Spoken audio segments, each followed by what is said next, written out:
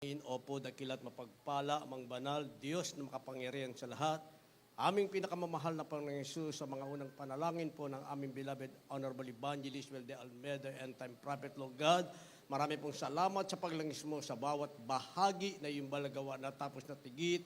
Pagkinos mo mainam sa aming kalagitnaan sa iyong Santong Espiritong nagbigay galak sa mga puso. At bagong lahat, kami po'y nagpakumbaba, lalo abang lingkod sa aming nagawang pagkukulang, pagkakamali, pagkakasala, kabagam kami patawarin, lubos-labis kami nagsisi sa aking mga labi. Mahal pa rin ikaw po maglagay ng mga katagad. Dapat bigkasi ikaw po aking naasahan. Buksang pang-unawat kay sipan ng bawat napakinig. Patulang kaming samahan ng iyong kapangyarihan. Sa pangalan ni Jesus, unbelief and doubt, Satan cast out, be bound into hell, and be there forever in the name of our dearest Jesus we pray. Amen and amen. Everybody say, praise the Lord. Una tigit sa lahat, ang pinakamataas na pagpupurit, pasalamat, kalwalhatian at kadakilaan ay tangi lamang sa ating Diyos na buhay at makapangyarihan walang iba sa ating pinakamamahal na Panginoong Jesucristo. At ako'y nagpabot ng dobling paggalang sa ating pong beloved Honorable Paris in the Lord at ating pong inaalala at di malilimutan ang mga turo at aral na iniwan ng ating beloved Honorable Evangelist Will de Almeida, the end-time prophet of our loving God. Kayo din po ang ating beloved Arbastan Pastor, our beloved Mama Dear, at apo'y nagpabot ng paggalang, pagbati sa mga beloved children ng ating beloved Paris in the Lord. At magandang hapon po sa inyo lahat, sa lahat ng ating pinagpalang baguhan, sa lahat ng ating viewers sa ating live webcast. At tayo ngayon, mga minamahal, ay patuloy naglalakbay sa isang bagong taon at tayo po ay halos lampas na sa isang unang buwan, mga minamahal, ng isang bagong taon. Ay ang ating tatalakayin, pamagatan natin sagacious look. Sagacious look, ang ibig sabihin ng salitang sagacious ay matalino, maalam, o marunong. Lagyan natin ng look, sagacious look, ang ibig sabihin matalino, o maalaman, o marunong na tingin. Yan po ang ating tatalakayin, sagacious look. Basahin po natin ang ating mga teksto, kindly po sa ating beloved Bible readers. The book of Psalm chapter 32, verse 8, I will instruct thee and teach thee in the way which thou shalt go. I will guide thee with mine eye. The book of Deuteronomy, chapter 11, verse 26 up to verse 28. Behold, I set before you this day a blessing and a curse. A blessing if you obey the commandments of the Lord your God, which I command you this day, and a curse if you will not obey the commandments of the Lord your God, but turn aside out of the way which I command you this day to go after other gods which you have not known. God bless you po, kindly sa Tagalog. Mga awit, Kapitulo 32, versikulo 8. Aking ipaalam sa iyo at ituturo sa iyo ang daan ng iyong lalakaran. Papayuhan kita ng aking mga mata ay nakatitig sa iyo. Dito po sa Deuteronomio, Kapitulo 11, versikulo 26 hanggang 28. Narito iniligay ko sa harap ninyo, sa araw nito, ang pagpapala at ang sumpa. Ang pagpapala kung iyong didinggin ang mga utos ng Panginoon iyong Diyos na aking inuutos sa iyo sa araw nito. At ang sumpa kung hindi niyo didinggin ang mga utos ng Panginoon na inyong Diyos, kundi kayo lilihis sa daan ng aking inuutos sa inyo sa araw nito upang sumunod sa ibang mga Diyos na hindi ninyo nakikilala. Amen. Palakpakan po muna natin ang sabay-sabay na palakpak ang ating mahal na Panginoon. Pumalakpak muna tayo ng may galak at may saya. Palakpak na may pasasalamat sa ating napakabait na Diyos sa langit. Lahat magsabi ng praise the Lord. Sagacious look, matalino, maalaman o marunong na tingin. Sabi ng ating nabasa sa last praise ng Psalms 32 verse 8, sabi ng last praise, papayuhan kita na ang aking mga mata ay nakatitig sa iyo. Yung tingin ng Diyos na may karunungan, mga minamahal, yung tingin ng Diyos na may kaalaman, Ang sabi, ito ay may lakip na payo. Nakalakip ang matalino at maalamang tingin ng Diyos sa kanya mga pinagpalat, piniling mga anak. Dahil kung tao ang titingin sa iyo, mga minamahal, huhusgahan ka ng tao ayon sa iyong panlabas na kaanyuan, ayon sa iyong pansamantalang kalagayan. Iyon ang ugali ng tao, that is the nature of man. I-judge ka dahil ikaw ay tao rin na kagaya niya. Pero ang banal na kasulatan ang nagsasabi, mga minamahal, kapag Diyos ang tumingin, hindi ka huhusgahan ng Diyos. Titingin ng Diyos sa iyo na may kaalaman. Titingnan ka ng Diyos na may karunungan. Dahil sabi ng ating nabasa, pagtingin ng mata ng Diyos sa iyo, papayuhan ka ng ating pinakamamahal na Panginoong Jesucristo. Hindi ka niya huhusgahan ano ang iyong kalagayan, ano ang kaanyuan mo, o ano ang meron ka. Hindi ka huhusgahan ng mahal na Panginoon. Kaya sabi ng best praise, ang gagawin ng Diyos sa iyo, aking ipapaalam sa iyo at ituturo sa iyo ang daan na iyong lalakaran, papayuhan kita ng aking mga mata ay nakatitig sa iyo. Kaya habang lumilipas ang panahon, mga minamahal, napakabilis ng panahon. January 18 na ngayon. Pagkatapos niyan, 51st anniversary natin, mga minamahal, celebration ng birthday ng ating beloved Honorable Evangelist. Pagkatapos niyan, Victorious Talipaw Mission, December na naman. Mabilis na panahon. Ang tanong, kaya ba nating makasurvive sa mabilis na panahon, mga minamahal? Dahil ikaw na tao, titingin ka rin sa kapwa mo tao. At ang taong kapwa mo ay titingin din sa iyo. Pero kapag ang Diyos ang tumingin sa iyo, ano pa man ang panahon, maigsi o mahaba, ang sabi, papayuhan ka ng Diyos sa daan ng iyong lalakaran. Kaya sa payo ng Diyos, mga minamahal, ikaw ngayon ang pipili. Kaya nilagyan natin ng supporting verse, Deuteronomy, chapter 11, verse 26 up to 28. Binibigyan ka ng kalayaan ng ating mahal na Panginoon. Pipiliin mo ba na ang kanyang paningin na may karunungan o may kaalaman ay palaging nasa iyo? Dahil kung pipiliin mo, sabi ng verse 26, narito, inilagay ko sa harap ninyo sa araw na ito ang pagpapala at ang sumpa. Yun lang pala ang meron, mga minamahal, sa bawat panahon. Sinasabing blessing and a curse. Yan lang ang napapaloob sa tinatawag na panahon na darating at dumarating sa kasalukuyan, lilipas at muling darating. Sabi, ang laman ng panahong ito ay sumpa lamang at pagpapalang inilagay ng mahal na Panginoon sa iyo.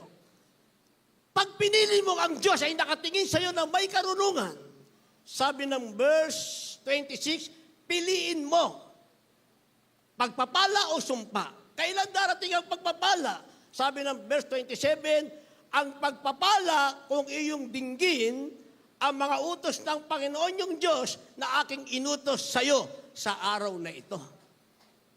Pag dumating sa iyo may karunungang tingin ng Diyos at pinapili ka niya, sabi ng verse 27, pinili mong sundin ang utos ng Diyos. Ang sabi, ang nasa iyo sa panahon ito, darating pa ay ang pagpapala.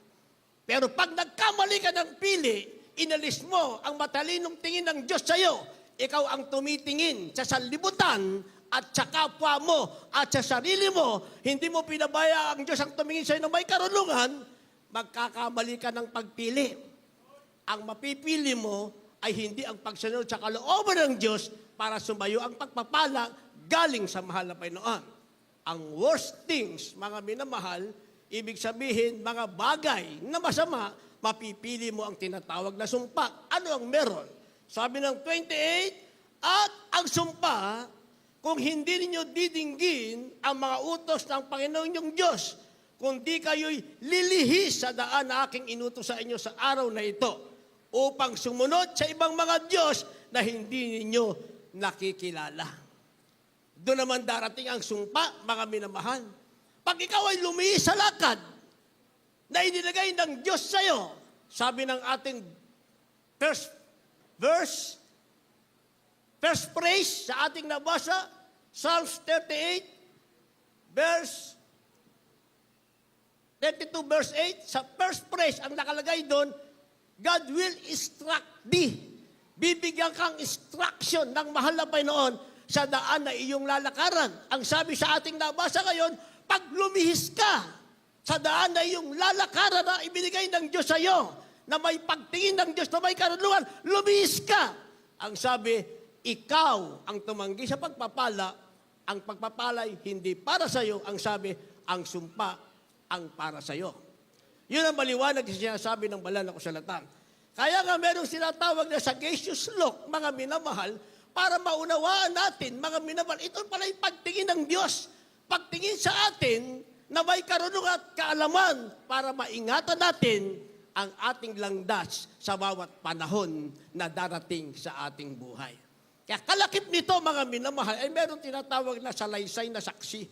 Salaysay na saksi ang ibig sabihin, eyewitness account.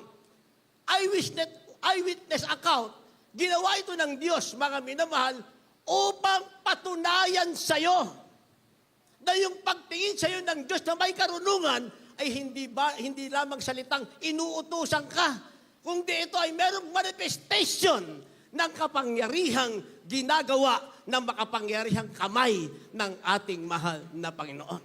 Ang tawag dito, eyewitness account o salaysay na saksi. Kindly.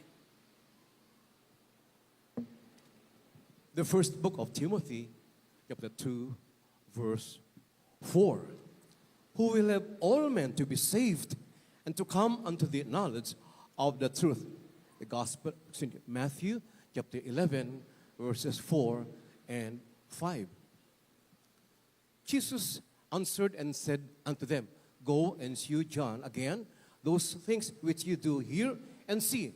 The blind receive their sight, and the lame walk. The lepers are cleansed, and the deaf hear. The dead are raised up, and the poor have the gospel preached to them. God bless you po sa Tagalog. Dito po sa aklat ng unang Timoteo, Kapitulo 2, ang talatay 4. Na siyang may ibig na ang lahat ng mga tao'y mga ligtas at mga kaalam ng katotohanan. Dito po sa aklat ng Mateo, Kapitulo 11, ang talatay 4 at 5. At sumagot si Jesus at sa kanila'y sinabi, Magsiparong kayo at sabihin ninyo kay Juan ang mga bagay na inyong naririnig at nangakikita. 5. Ang mga bulag ay nangakakikita, ang mga pilay ay nangakalalakad, ang mga kitongin ay nangalilinis, at ang mga bingi ay nangakaririnig, at ang mga patay ay ibinabangon, at sa mga dukha ay ipinangangaral ang mabubuting balita. Amen. Palakpakan po natin ang ating mahal na Panginoon. Lahat magsabi ng praise the Lord. Eyewitness account, sinasabing salaysay na saksi. Sa sinasabing matalinong tingin ng Diyos o sagacious look of God, sabi ng banal na kasulatan sa ating nabasa, na siyang may ibig o ang Diyos ay may ibig na ang lahat ng mga tao'y mga ligtas at makaalam ng katotohanan. Ito pala ang gusto ng Diyos. Kung meron mang napapahamak, ang tao sa kanyang sarili ang may gusto niyan. Kung ang tao ay nanatili sa kanyang karamdaman, siya ang may gusto niyan. Dahil sabi ng ating nabasa, sa matalinong tingin ng Diyos, siya ang may ibig na ang lahat ng tao'y mga ligtas at makaalam ng katotohanan. Ano ang manifestation na may kaligtasan, mga minamahal? Kapag ikaw ay nasa matalinong tingin ng Diyos, itong si Juan, nabalitaan niya, mga minamahal, na merong Jesus na nagpapagaling ng lahat ng klase ng karamdaman. Kaya nung dalawin siya sa kulungan ng kanyang mga alagad, sinabi niya, bumalik kayo. Tanungin niyo siya kung siya ba ang ating hinihintay o may darating pa. Kaya bumalik ang mga alagad ni Juan the Baptist sa ating pinakamamahal na Panginoon. Yung tanong ni Juan the Baptist, yun ang tinanong nila. Pinasasabi ni Juan the Baptist, ikaw ba ang aming hinihintay o merong darating pa? Hindi sinabi ng ating mahal na Panginoon, ako nga ang Mesiyas. Ako ang God the Father ng katawang tao para magbigay ng kaligtasan na ang lahat ay makaligtas at makaalam ng katotohanan. Hindi niya sinabi. Ang sabi niya, bumalik kayo kay Juan. Dito pumasok ang sinasabing eyewitness account o salaysay na saksi. Bumalik kayo kay Juan, sabihin niyo, ang may sakit ay nagsigaling. Ang ketongin ay luminis. Ang mga bulag ay nakakita. Ang mga pilay ay nakalakad. Ang mga inaalian na masamang espiritu ay nakalaya. At ipinangaral ang mabuting balita. Iyon ang sinasabing eyewitness account, salaysay na saksi, na ang ibig sabihin, ang salita ay may katotohanan, may manifestation ng kapangyarihan sapagkat ito ang matalinong tingin ng Diyos, mga minamahal, na kapag binitawan ng kanyang salita, hindi ito magiging void, hindi magiging walang laman. Pag sinabi ng banal na kasulatan na ang Diyos ay nagpapagaling, eyewitness account, salaysay na saksi, ang Diyos ay mararamdaman mong pagagalingin ang iyong karamdaman. O yung ating mahal na kapatid, bagong-bago yan, mga minamahal, puputulin ng paa. Nakita naman yung picture kanina. Kung nakikinig kayo ng patotoo, sino nakapanakinig ng patotoo ating mga kapatid? Sino nakakita ng picture niya sa monitor natin? Hindi ba? Puputulin ng paa, mga minamahal, walang pag-asa. Isa lang ang payo ng doktor, putulin ang paa, mga minamahal. Pero isang kapatid natin, ang kapag-share sa kanya, dumalo siya sa gawain, mga minamahal, nakita natin yung kalagayan ng kanyang paa, talaga namang kinakailangang putulin. Kung doktor ang magsasabi, mga minamahal. Pero pagdal niya sa gawain, mga minamahal, ngayon nakita natin, nandito siya, yung puputuling paa, kahit kuko hindi naputol. Ngayon, kompleto ang paa, nakatayo na, naglalakad na, nagsasabing ang ating Diyos ay buhay at makapangyarihan, eyewitness account, salaysay na saksi na tayo ay nasa buong katotohanan at ang pangtingin ng Diyos ay may karunungan. Pag tinawag ka, may karamdaman ka, uuwi kang walang karamdaman. May problema ka, uuwi kang walang problema. Maglingkod ka sa malapay noon. Hanggang sa huling hininga na yung buhay, ang tinatawag na sagacious look o matalino't maalam na tingin ng Diyos ay mananatili sa iyo. Papatnubayan ka sa iyong daan ng ating mahal na Panginoon. Merong tinatawag na hold unto God o kumapit sa Diyos. Minsan kasi marami tayong tinakapitan, mga minamahal, kung saan tayo kumakapit. Pag financial problem, sa lending. Financial problem, sa 5-6. Di ba? Ako naranasan ko yan sa palengke. Halos isang taon akong nasa 5-6, ang yumaman yung inutangan ko ng 5-6. O yung katayuan ko sa kanya, naging maayos lang. Kasi pag nag-recommend ako, yung kasama ko sa palengke, kahit 100,000 wala nang pirmahan, ibibigay niya. Kasi good payer ako sa kanya. Pero isang taon, nabauna ko sa 5-6, mga minamahal. Kaya nga, doon ako nag-isip, bakit ba kinakailangan mangutang pa ako ng 5-6? Kailangan ko, pwede naman ako magpuhunan ng konti lang at lalago, mga minamahal. Lumago naman yung negosyo ko.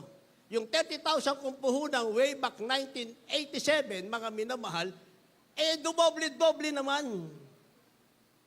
Ang problema, may kapalit na ketong. Wala rin problema, ang maraming pera. Pag wala sa iyo ang sagacious look ng Diyos, yung matalino at maalam na tingin ng Diyos, wala sa iyo. Nabubuhay ka sa sarili mong pagsisikap, makakamtan mo ang gusto mo, pero hindi mo isisigaw ang tagumpay na meron ka dahil ang kapalit nito ay walang hanggang kabiguan. O marami nga akong pera, meron naman akong ketong. Marami nga akong pera, wala namang kagalingan yung aking ketong. Ang tanging paraan, uminom ng laso at magpakamatay. Nang makarating ako sa gawain ng ating mahal na Panginoon, talagang may instant healing. Yung ating mahal na kapatid. Pumuntang may diabetes, puputulin ng paa. Ngayon, instant healing, kitang-kita natin, pinagaling ng ating mahal na Panginoon. Ako, way back 1989, dumalo sa gawain, may ketong. pagkatapos ng gawain, umuwi akong walang ketong. Almost 37 years hanggang ngayon, by faith hanggang rapture, walang ketong. Ang kailangan natin yung sinasabing hold on unto God. Lumapit ka sa Diyos. Kindly.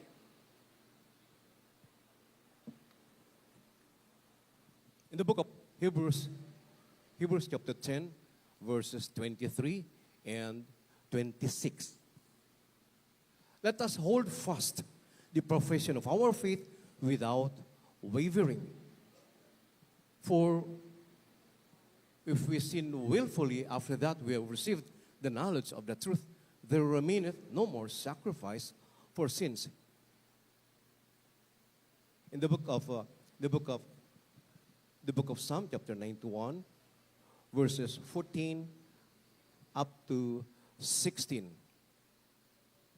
Because he hath set his love upon me, therefore will I deliver him. I will set him on high, because he hath known my name. He shall call upon me, and I will answer him.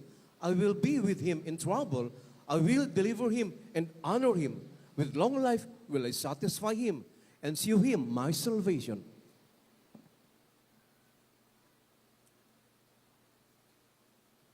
Dito po sa Hebreo Kapitulo 10, versikulo 23, talo sa 26, na ating ingatang matibay ang pagkakakilala ng ating pag-asa upang huwag mag-alinlangan sapagkat tapat ang nangako. Sapagkat kung ating sinasadya ang pagkakasala, pagkatapos na ating matanggap ang pagkakakilala sa katotohanan, ay wala nang haing natitira pa tungkol sa mga kasalanan. Dito po sa awit 91, versikulo 14 hanggang 16.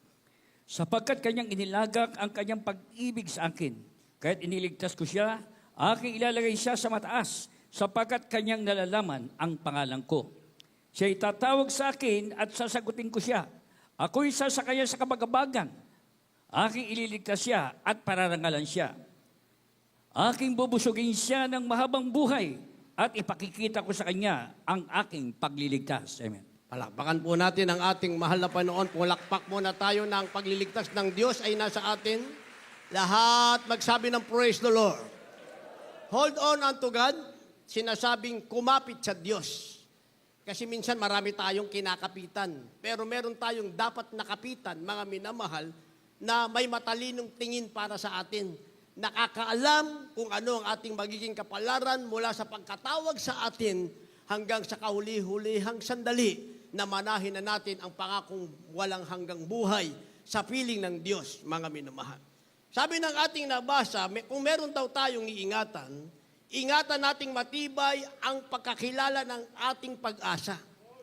Ano ba yung nakilala natin na meron tayong pag-asa, mga minamahal? Na meron palang Diyos na sa atin ay nakatingin, ay may matalinong tingin, may magandang plano para sa atin. Kaya hindi ka lang pinagaling. Hindi ka lang pinagaling para lumusog ang iyong katawan at pumunta kung saan-saan at magpakasaya muli at bumalik sa sanlibutan. Pinagaling ka ng Diyos. Sabi ng ating nabasa, mga minamahal, ingatan mong matibay ang pagkakilala ng ating pag-asa. Ang sabi, upang huwag mag-alilangan sapagkat tapat ang nangako. Yung nangakong Diyos na may matalinong pagtingin sa atin, ang sabi, tapat siya sa ating pangako. Kaya kumapit ka sa Diyos, huwag mo siyang pababayaan. Ingatan mong maigi ang pagkakilala mo sa pag-asang ito. Sabi, kung magkasala ka uli, sabi ng verse 26, sapagkat kung ating sinadya ang pagkakasala pagkatapos na ating matanggap ang pagkakilala ng katotohanan, ay wala nang haing natitira pa tungkol sa mga kasalanan. Dahil nung tawagin tayo ng ating mahal na Panginoon, dati nakatingin sa atin, kaaway ng Diyos. Lahat ng gusto niya ipagawa sa atin, ipapagawa sa atin. Magkasala ka, mangalunya ka, pumatay ka, gumawa ka ng kasalanan, ibigin mong sanlibutan at ang mga bagay sa libutan, wala tayong magawa. Dahil ang nakatingin sa atin, mga minamahal, manipulated tayo ng kapangyarihan ng kaaway ng Diyos. Pero nung dumating sa atin ng sagacious look of God, yung matalino't maalamang tingin ng Diyos, mga minamahal, ngayon, ang nagpapaandar ng ating buhay ay walang iba, kundi ang ating pinakamamahal na Panginoong Kristo. Kaya sabi ng ating nabasa, huwag mong sadyain ang kasalanan. Sa bawat sandali na mapakinggan mo ang salita ng Diyos, sa bawat sandali na makita mong sarili mo sa gawain ng ating mahal na Panginoon, nauunawaan mo anong masama, anong mabuti, anong hindi dapat gawin, anong dapat gawin, malalaman mong ang kasalanan ay kasalanan, ang mabuti ay mabuti, huwag mong sadyain ang kasalanan, gawin mong sadyain, gumawa ng mabuti sa harap ng ating mahal na Panginoon. Ito yung sinasabing hold unto God o kumapit ka sa Diyos. Wala kang ibang kakapitan. Ano man ang mangyari sa paglilingkod mo sa Diyos? Ang tanging kapitan mo, ang Diyos na makapangyarihan, walang iba, ang ating pinakamamahal na Panginoong Jesucristo. Dahil pag kinapitan mo siya, supporting verse, Psalms 91, simulan natin sa 14, sabi ng ating nabasa, sapagkat kanyang inilagak ang kanyang pag-ibig sa akin. Pag inilagak mo ang pag-ibig mo sa Diyos, kumapit ka sa Kanya, ano man ang mangyari, nakakapit ka sa mahal na Panginoon. Sabi nga ng iba, mahal na Panginoon, huwag mong pabayaan akong kumapit sa iyo, kapitan mo ako upang manatili akong nakakapit sa iyo. Paano kakapit sa iyo ang Diyos kung ikaw mismo bumibitaw? Di ba? Ang sabi, pag nagpakita ka ng pag-ibig sa Diyos, ang sabi, sapagkat kanyang inilagak ang kanyang pag-ibig sa akin, kaya't ililigtas ko siya, aking ilalagay siya sa mataas, sapagkat kanyang naalaman ang pangalan ko. Ngayon, alam mo na ang pangalan ng Diyos. Alam mo na sinong Diyos ang tatawagan. Walang Santa-Santa, walang sino mang Virgin Maria, ang tatawagan natin ang pangalan ng ating pinakamamahal na Panginoong Jesucristo. Dahil naglaga ka ng pag-ibig sa Diyos, kumapit ka sa Diyos. Ang sabi, ililigtas ka ng Diyos sa mababa mong kalagayan, ilalagay ka sa mataas na kalagayan ng ating mahal na Panginoon. Sabi ng verse 15, siya ay tatawag sa akin at sasagutin ko siya. Ako'y isa sa kanya sa kabagabagan at ililigtas siya at pararangalan siya. Noon, tawag tayo ng tawag sa Diyos. Dahil alam naman nating may Diyos.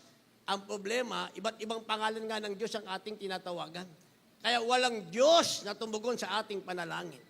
Ako lahat ng Diyos natawagan ko na. Paulit-ulit kong sinasabi, ang nanay ko kapangpangan. Pagkapangpangan, anong attitude? Madasalin. Dahil madasalin, maraming Diyos sa bahay namin. May malaki, may maliit, may puti, may itim, may dilaw ang buhok, itim, puti, green ang buhok, kung ano-ano. Maraming Diyos sa bahay namin. Pero walang tumugon sa aming panalangin nang ako ay magkaroon ng karamdamang keto. Pero nang nalaman na namin ang pangalan ng Diyos, ang ating pinakamamahal na Panginoon, ang sabi, siya'y tatawag sa akin at sasagutin ko siya at ililigtas ko siya sa kabagabagan at pararangalan ko siya. Dumating man ang kabagabagan, nasa kaligtasan ka na, may karangalan ka pa. Paano ka magkakaroon ng karangalan? Dati nagsasalita tayo, walang katotohanan. Ngayon, magsasalita tayo, sasabihin natin, ang Diyos natin na pinaglilingkuran ay buhay at makapangyarihan at tumutugon sa panalangin. Isipin nyo yung ginagawa niya sa Manila, diyan, sa Quiapo Church. Ilang barkada ko nahata ko diyan. 2 taon kami diyan, mga minamahal.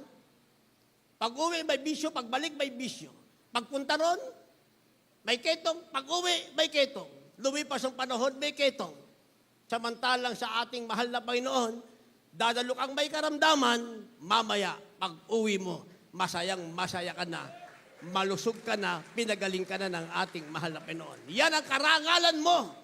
Ipapatutuo mo, ipagsasabi mo na ang natagpuan mo ay Diyos na makapangyarihan, walang ibang ating pinakamamahal na Panginoong Jesucristo. Verse 16, aking bubusugin siya ng mahabang buhay. Ito yung hinahanap ng marami, yung mahabang buhay. Paano hahaba ang buhay mo kung nabubuhay ka sa kasalanan? Ang sabi, the wages of sin is death. Ayaw mo sa gusto, kung nasa kasalanan ka, magbubunga yan ang karamdaman. At sa susunod na araw, darating na ang kabayarang kamatayan. Pero sabi ng ating nabasa, mga minamahal, bubusugin ko siya ng mahabang buhay at ipakikita ko sa kanya ang aking pagliligtas. Pag ikaw ay lumapit sa Diyos, kumapit ka sa Diyos, sa Jesus look of God ay nasa iyo, ang sabi, ang ibibigay sa iyo ng Diyos, mahabang buhay. Magagala ka sa bawat araw ng buhay mo. Sa bawat pagtulog at paggising, magagala ka. Mararamdaman mo sa iyong katawan, palusog ka ng palusog. Wala ka ng karamdaman, pagpapalain ka pa ng Diyos, nasa iyo pa ang pagliligtas ng ating mahal na Panginoon. Ako sasabihin kong, sapat ng biyayang natanggap ko sa Malapenoon. Almost 37 years, wala na akong mahihiling pa. Ang hinihintay ko na lang ay ang pagkuha ng Malapenoon, ang pagbabalik ng ating mahal na Panginoon. Pagpapalang physical, natanggap ko na yan. Pagpapalang financial, natanggap ko na yan.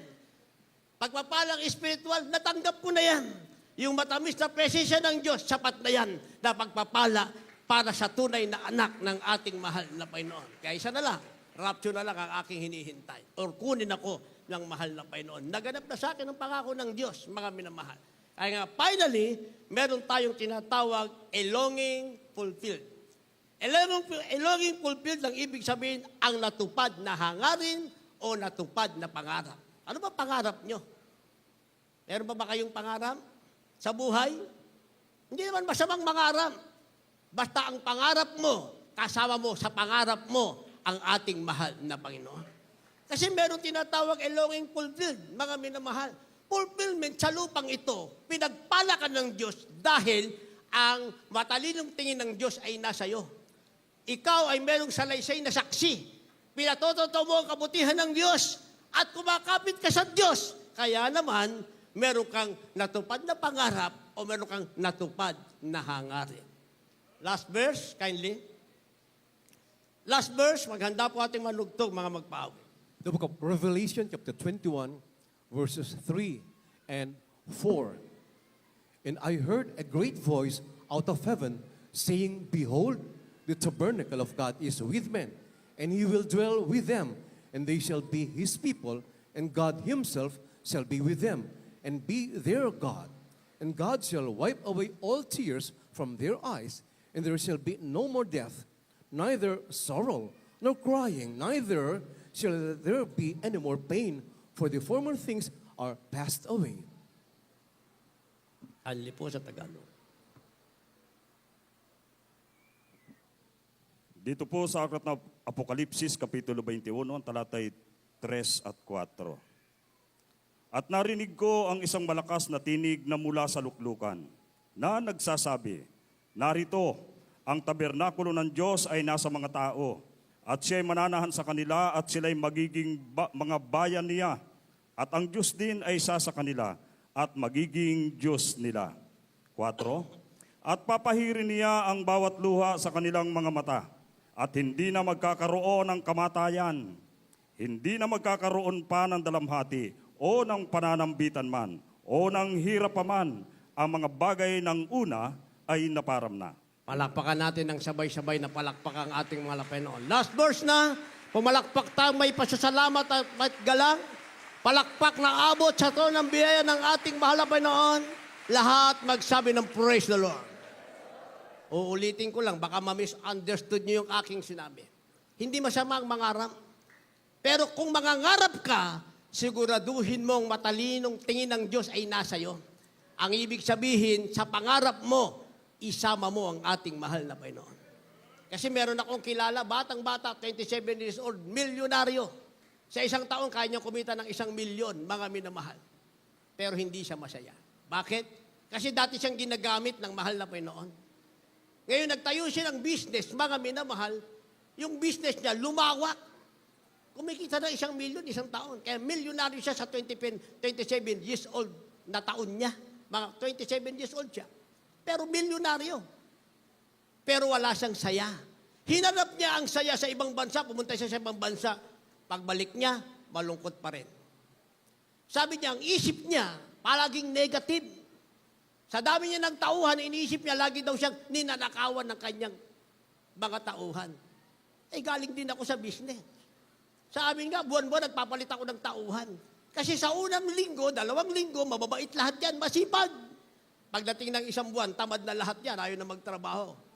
Gusto lang sumuweldo. O, palitan mo agad. Palit kami ng palit, mga minamahal. Yan ang sistema ng business eh. Pero pagkasama mo ang mahal na Panginoon, ano man ang problema mo, pagagaangin niya ng ating mahal na Panginoon. Kaya ang ginawa niya, nagpa-Bible study siya doon sa pwesto niya. Sinama niya yung mga tauhan niya.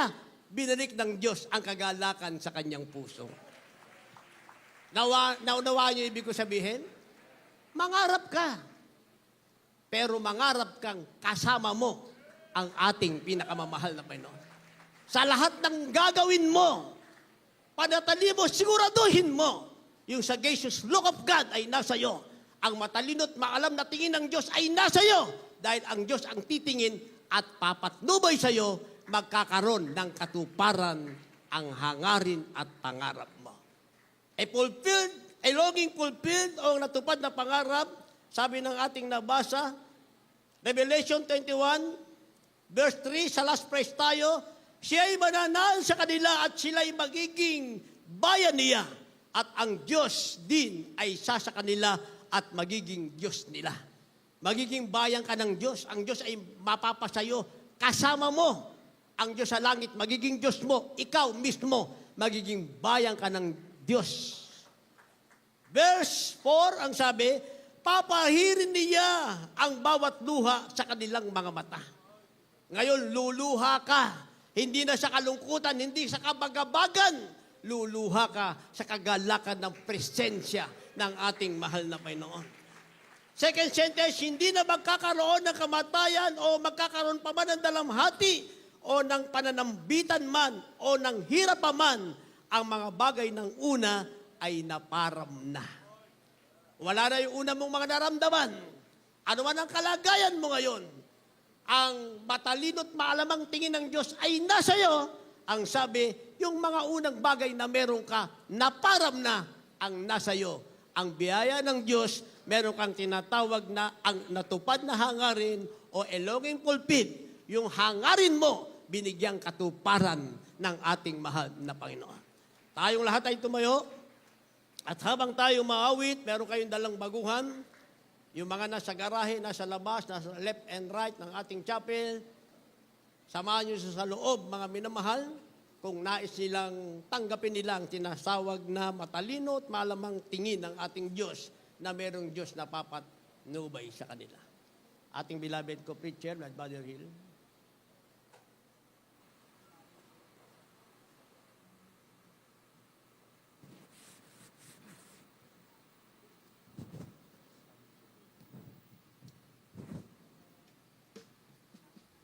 God bless you po, beloved preacher Louie Angles, sa napakagandang ebanghelyo ng kaligtasan. Kaya sa ating mga iniibig na mga baguhan, mga sa ating beloved guest viewers, sabi ng Biblia, now is the day of salvation, now is the accepted time. Ngayon po, araw ng kaligtasan, ngayon po, araw ng pagtanggap ng inibig ko. Tayo po lahat ay tumayo mga inibig ko, at habang tayo maawit, napapuring awitin gawin nating panalangin ng awiting ito, habang ang mga baguhan ay inaalay ng ating mga beloved choir members sa harapan, tayo po'y magpuri sa ating mahal na Panginoon. Amen. Praise the Lord. Unawa natin ang awiting ito. Hallelujah. Ikaw ang lahat-lahat sa akin. Yes, hallelujah. Ang buhay ko'y tanging sa'yo nanggaling. Magpakailanman pupurihin at sasambahin. O Jesus, ikaw ang lahat sa akin. Hallelujah. Ikaw ang lahat sa akin. Ang buhay ko'y tanging sa'yo nanggaling. Hallelujah. Hallelujah. Magpagkailanman pupurihin, sasambahin. O Jesus, ikaw ang lahat sa akin. Dalangin ko'y tingin ang presensya mo. Hangarin ko'y sundin ang loob mo.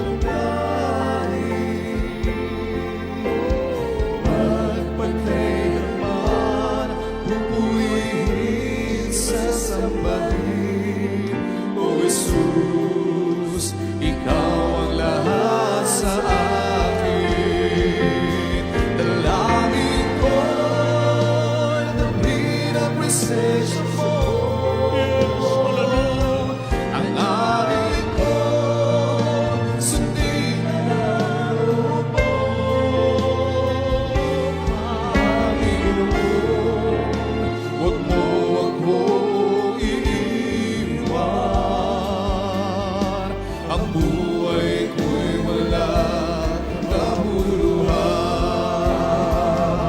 Dalangin ko, kami ang presensya Diyos. Hangarin mo, sundin ang loob mo. Panginoon, huwag mo akong iiwan. Ang buhay ko'y walang kahulugan. Mga iniibig, sana pakinggan natin napakagandang ebanghelyo ng kaligtasan. Kung nais nating manatili ang matalinong tingin ng Diyos sa bawat sa atin, yung mga tinuro sa atin ng ating mga magulang sa ating mahal na Panginoon, ito po'y ating pong i-treasure, panghawakan po natin. Ano man ang pagsubok ang kinakaharap mo sa oras nito, ano man mga problema kinakaharap mo, may karamdaman ka man na tinanggal ng mga doktor at hospital. Subalit kung ikaw'y maglilingkod ng katapatan, isagawa ang kanyang banal na kalooban, matatamo natin, mararanasan natin, madadaman natin yung matalinong tingin ng Diyos lagi na sa atin. Hindi kailanman tayo iiwanan, hindi kailanman tayo pababayaan ng ating mahal na Panginoon. Ibigay mo yung tapas na paglilingkod mo sa Diyos, kapatid. Ang isa ating mga inibig ng mga bagulan dito ngayon sa harapan, unas yung mangamtan na ang payo ng Diyos, yung kanyang tingin na lagi nakatinig sa atin. Ibigay mo ang buhay mo sa ating pinakamahal na Panginoon. Siya ang lahat-lahat sa atin. Siya ang Diyos na magpago natin buhay. Hallelujah! Patuloy natin mapurihan ating pinakamahal na Panginoon. Itaas mo ang iyong kamay, kapatid. Ibigit mo yung mata. Pulayin mo. Isa-isahin mo ang mabuting ginawa ng Diyos sa mga sa atin. Hallelujah! Dalangin ko'y dalhin ang presensya mo. Yung presensya ng Diyos na ating lagi natatapat. Hindi kaya bayaran na lang sa ito. Intensyon natin lagi. Ang mga mamayang presensya ng pinakamayang Hallelujah! Huwag mo akong iiwan. Ang buhay ko'y walang kahulugan. Dalangin ko'y dalhin ang presensya mo. Hangarin mo, sundin ang loob mo.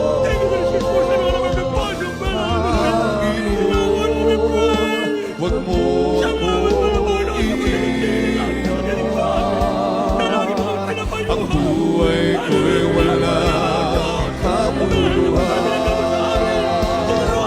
Dalangin mo, dalhin ang presensya mo. Hangarin mo, sundin ang loob mo. Panginoon, huwag mo akong iiwan. Ang buhay ko'y walang kahulugan. Panginoon, huwag mo akong iiwan. Ang buhay ko'y walang kahulugan. Hey, members of Government Commission, members.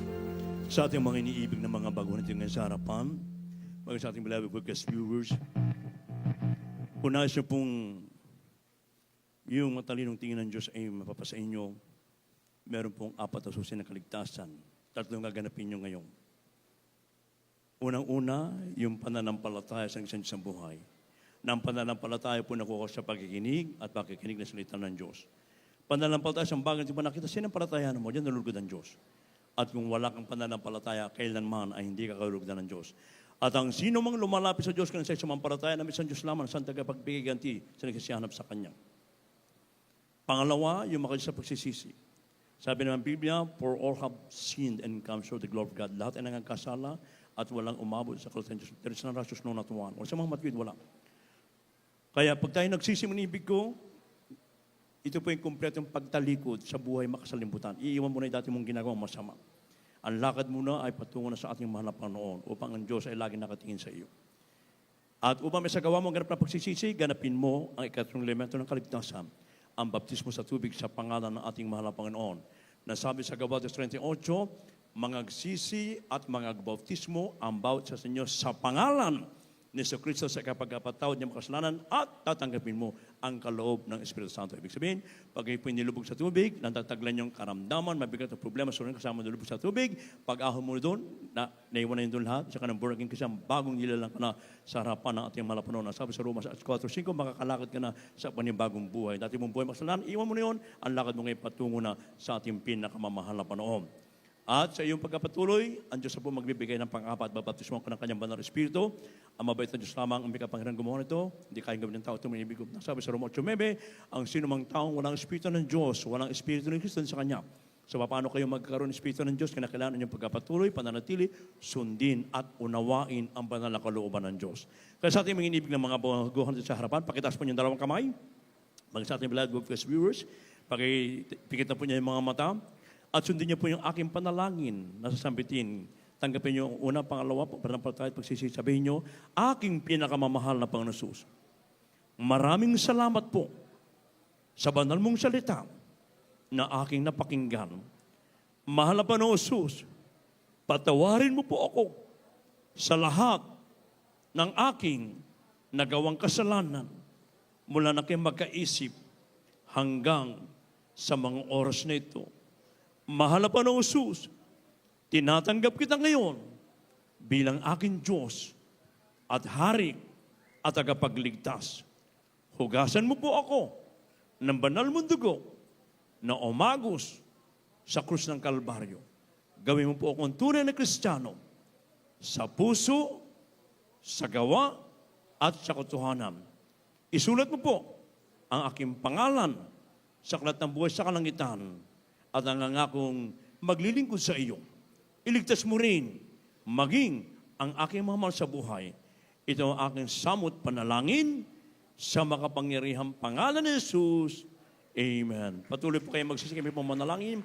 Opo, dakilang mapagpalang ang banal sa langit sa makapangyarihang pangalan mo, aming pinakamamahal na Pasok-Kristo, pagbukas mga biyaya sa mga naunang dalangin na aming minamahal ginagana Pastor Evangelista Almeda, yung tayo propa-ugal sa aming mga iniibig ng mga pagulang tito ngayon sa harapan, baga sa aming beloved webcast viewers na tumanggap sa iyo sa oras na ito. Patawarin mo po sila sa nagawa nilang kasalanan at hugasan mo po sila ng kabanal-banal mong dugo na umago sa kusang Kalbaryo. Gawin mo po silang tunay na Kristiyano sa puso, sa gawa sa katotohanan at isulat mo kanilang pangalan sa aklat ng buhay sa kalangitan na ito rin pong simulain ng kanilang marubrub na pagligtas o Diyos. Iligtas mo rin, maging ang kanilang mga sa buhay. Ito ang aming samot panalangin sa makapangyarihang pangalan. We pray. Amen and amen. Hallelujah. Praise the Lord. Sa apat na reglamento ng kaligtasan, dalawa pa lang sa gawa, panampalataya pagsisisi. After po ng ating closing prayer mamaya, isagawa niyo po yung baptismo sa tubig sa pangalan ng ating mahal na Panginoon. Huwag na huwag po kayong aalis sa lugar na ito na hindi mo tinanggap ang baptismo sa tubig sa pangalan ng ating mahal na Panginoon. Sabagat kung uwi na hindi nagbabaptismo, ibig sabihin, ayaw niyo mapatawad ng Diyos ninyong kasalanan, ayaw niyo gagaling yung kalamdaman, ayaw niyo mawala mga problema niyo. So, balit, pag Kristo mamaya, tanggapin niyo ang baptismo sa tubig sa pangalan ng ating mahal na Panginoon. Pag uwi niyo mamaya, baon-baon niyo kapatawaran, kagalingan, kapayapang, kagalakan na nagmumula sa ating pinakamamahal na Panginoon. Asa niyo pagkapatuloy, ang Diyos po magbibigay ng pang-abad, babaptismo ang kanyang banal na Espiritu. At bilang mga anak ng Diyos, meron kayong karapatan at tawagan at kayong amasalan bilang kanyang mga anak sa kanyang mga pangailangan. Prayer for the sick. Ako po binibigay mong tao sa ating beloved preacher, Brother Rob Blanco. Amen. Praise the Lord. God bless you. My beloved preacher, beloved Brother Hill. Magkaisa po tayo ng mga minamahal, dumalangin para sa lahat ng ating mga pangailangan. Tayo po muna ay magsisig, mga minamahal. Dakila po namin ang sa langit. Diyos na magpunin sa lahat, amang banal, pinakamamahal na Panginoon Jesus, sa mga naunang dalangin po, magkagalang-galang, Balapastor, beloved Lord Evangelist, World Destroyer, Medal and Time Prophet, na kami sa iyong banal na paanan, nagpapakumbaba, nagsisisi, mahal na Panginoon, sa mga kami nasumpungan, sa aming pagkukulang, pagkakasala sa iyo. Patawarin mo kami at tulungan mo kami, masunod po namin lahat mong kautusan at maging hallelujah, handa sa araw na yan, na yung pagbabalik at gamitin mo rin kami bilang ilaw at asin sa libutan sa pagliligtas pa ng maraming kaluluwa, mahal na Panginoon. Hallelujah, patuloy may pagkasalamat sa iyo, mahal na Panginoon. Pagluwalat sa banal pangasabi na pinagkaluban mo kami ng totoong mga magulang sa aming kagalanggan. Mahal na Pastor, beloved Mama dear, mahal na Panginoon, may beloved children, narito po kami, mahal na Panginoon. Hallelujah, patuloy na mainit naglingkod sa iyo, tumimos sa amin ang tunay na pananampalataya, tinuro na aming kagalanggan, magulang sa iyo, mahal na Panginoon. Hallelujah, hallelujah, patuloy ang kalakasan, mabang buhay, all beloved children, mahal na Panginoon, upang may para na nais mo na bago magbabalik lahat ng iyong mga hinirang sa buong mundo, mahal na Panginoon, mabahagi ng pumuna ng purong-purong salita, mahal na Panginoon, hallelujah, madala sa iyong paanan, sa pangalan ni Jesus, in Jesus' name, amen, amen. Hallelujah, hallelujah. Mga minamahal, ilehans po natin ating mga sarili sa kamay, sa ating ulo, kabila sa parte ng katawan, may karamdaman, at i-cast out po natin, mga minamahal, pinagkaluban tayo ng ating mahal na Panginoon ng kapangyarihan, mapalaya sa masamang espiritu, karamdaman, problema, o bisyo man niya. Banggitin po natin isa-isa, mga minamahal, with authority, cast out po natin sa pangalan ni Jesus, demons of cancer, leukemia, asthma, diabetes, leprosy, AIDS, homosexuality, lesbianism, matter problems, financial problems, drug addiction, unbelieving doubts, body being glory, pride, lust, covetous, materialism, mga utang, demons of poverty, demons of idolatry, cast out, in the name of Jesus. Be healed, be healed, so right now, be blessed in the mighty name of Jesus. Hallelujah, hallelujah, sa pangalan ni Jesus, in Jesus' name. Amen, amen, praise the Lord. Purihin ang ating mahal na Panginoon na tayo po'y sumampalataya. Maminamahal lahat ng ating mga kahilingan, pinagkalooban ng ating mahal na Panginoon. Maminamahal bilang pasasalamat sa ating mahal na Panginoon. Hallelujah, tayo po maminamahal, sisigaw buong lakas. Galing sa ating mga puso, maminamahal, with the powerful words na hallelujah, praise the Lord, sabay lukso. Sabay-sabay po tayo. Praise the Lord. Glory, glory, glory to God. Thank you, dearest Jesus. Hallelujah. Purihin ka, mahal na Panginoon.